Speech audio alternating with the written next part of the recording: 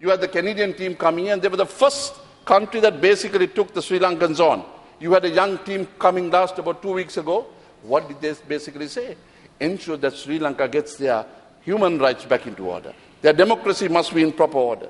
Then look at what the Sri Lankan government, for 5 consecutive times, they have fooled the Indians. They have been giving various statements.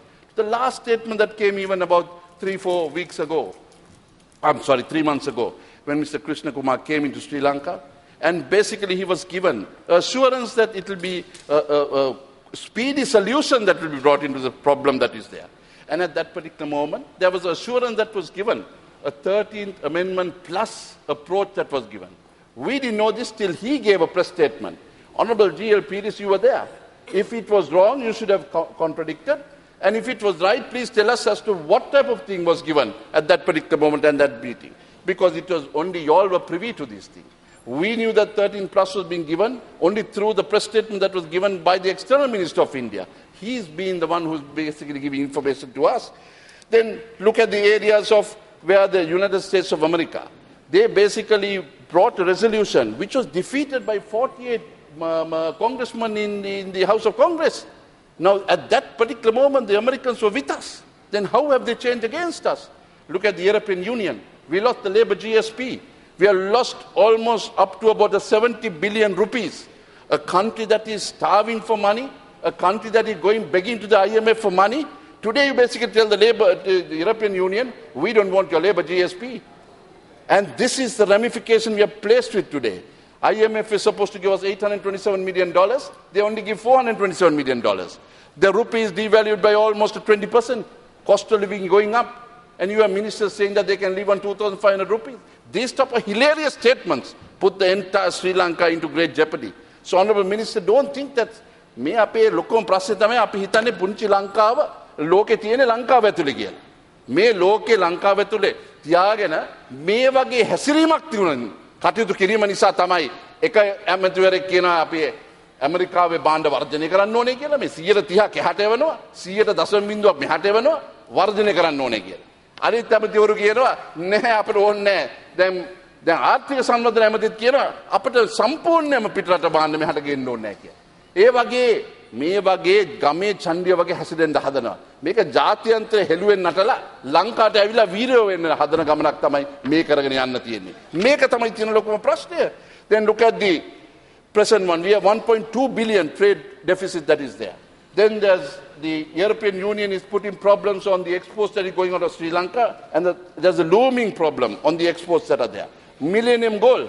This is what Honorable Mangala Samaravira, which was able to succeed then, but just missed it by a whisker into certain obstinate stance that was taken by the government. You lost out $798 million US. That was on 2006 September. So from then onwards, that was only a grant, that was not going to be a loan. So these are the areas where the international community has been putting their microscope into Sri Lanka and saying, what is going on in little Sri Lanka? You can look at the chronology in as to how this resolution came. In General Assembly, Honorable President Mahinda Rajapaksa goes and basically gives full support to a resolution on human rights.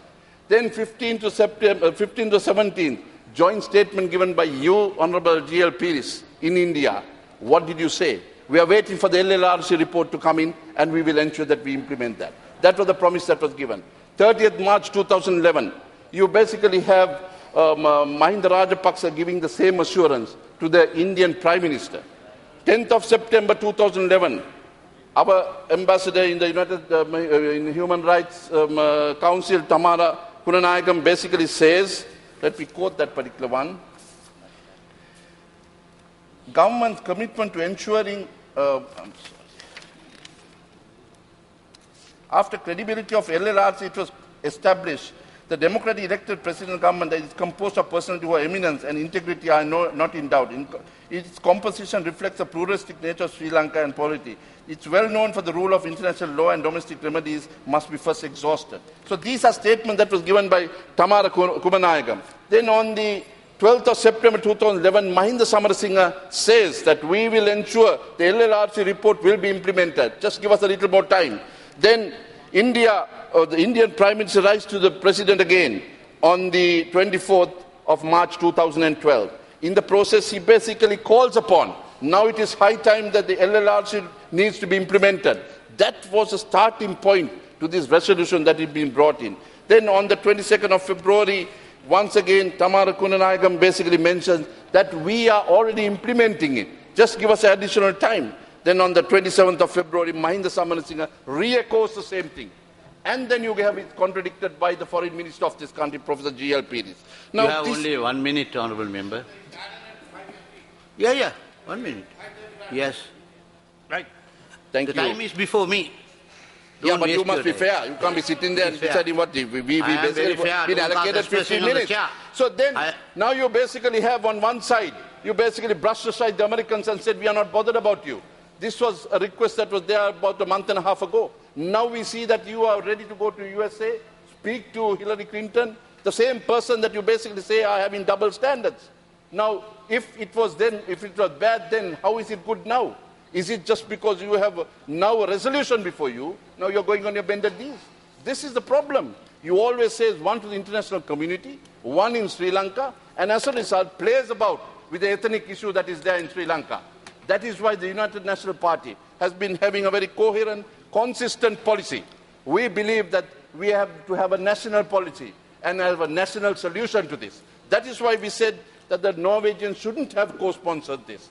We basically believe that there's a good starting point.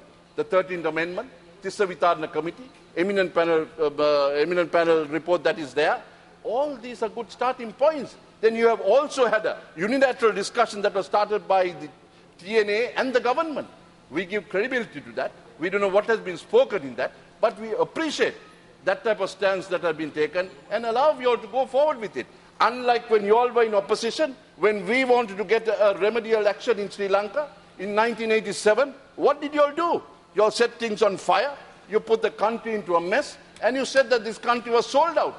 Now you have the audacity to say after 30 years that the best solution that can be brought forward is the 13th Amendment that was brought by Jaya Jayawarden in 1987. Yes, this is irony. This is the absurdity.